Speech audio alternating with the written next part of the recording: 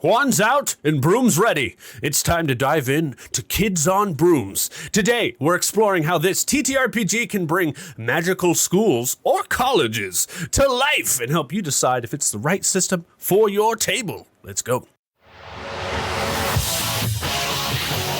Hi, hello, my name is Turk, and welcome back to the Grouch Couch, right here where we review off-the-wall TTRPGs to help you decide if it is for your table. And today, we're reviewing Kids on Brooms, a narrative-driven TTRPG by Hunter Entertainment and Renegade Game Studios that's hopefully not just quite for kids. Sure, you can play as students navigating through magical high school hijinks, but why stop there? With its flexible mechanics, you can easily just come up with a magical college complete with questionable professors, arcane keggers, and intense rivalries. Think of this book as your own customizable Hogwarts or College of Winterhold from Skyrim, but with more control and way fewer house points.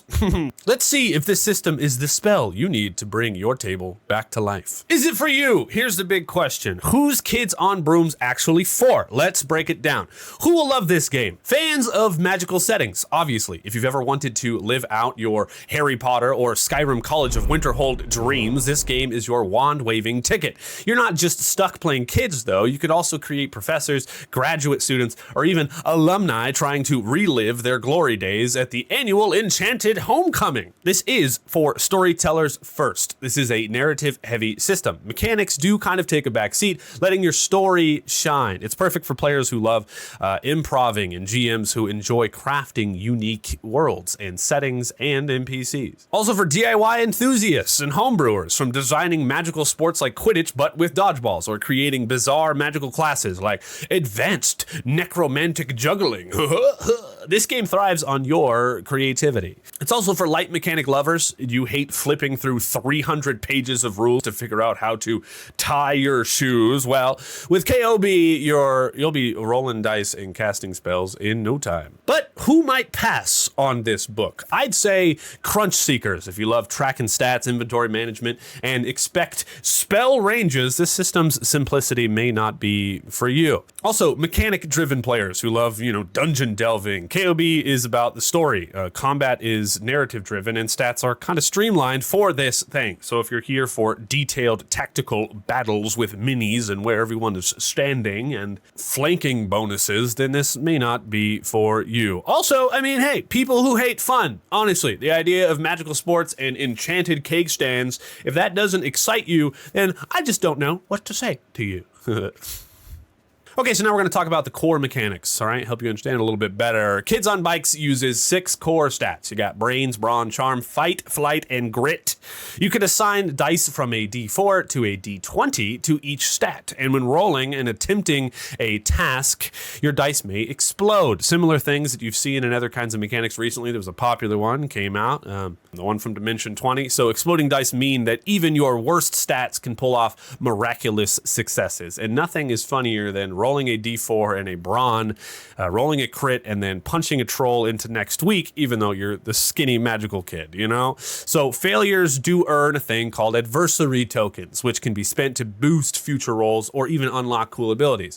You could think of it as saying, the game is saying like, hey, failing does suck, dude, but like, here's, a consolation prize for your effort. Like as if you failed, but you learned from this, Magic, well, there is no real spell list, though, so you just kind of tell the GM what you want to do, you roll the appropriate stat, and then you see what happens. So do you want to conjure a magical roommate to do your homework for you? Sure. Want them to unionize against you? Well, that might also happen, but that's between you and the dice. Creating a character here is pretty simple, which means it's fast and intuitive and can also kind of be hilarious if you lean into it. So you could start with a classic trope like the gifted loner or the overachieving golden child. Then you can assign their stats and pick their strengths and flaws and even create relationships with the other NPCs. Now in this book, there are age brackets that let you choose whether you're an underclassman, an upperclassman, or a faculty.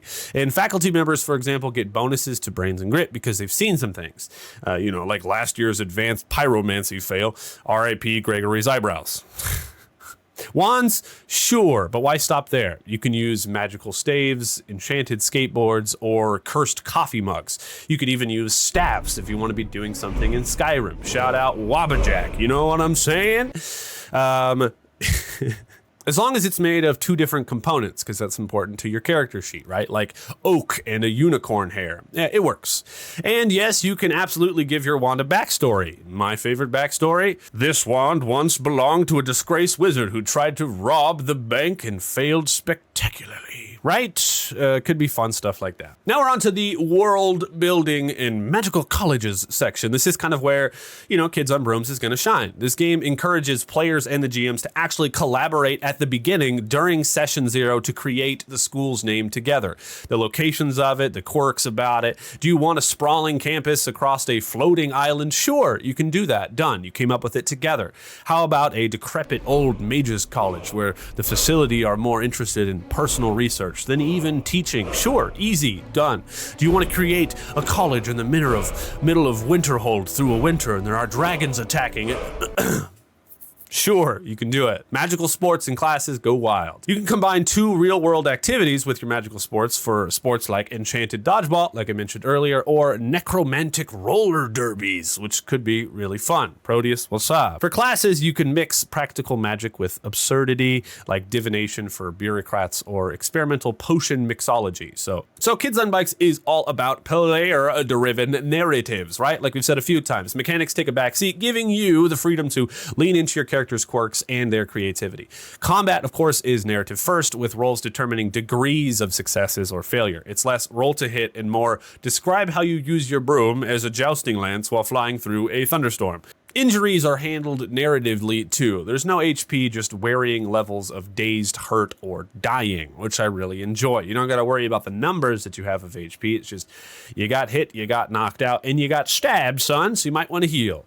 The flexibility of this does extend to the GM, who can homebrew content and adapt the system for other magical settings. Speaking of that, there is all kinds of stuff, but do you want to ditch the high school program and the high school drama and create a magical graduate program where students teach and research dangerous spells by delving into caves and trying to, learn all the words of power to be able to do Fusro?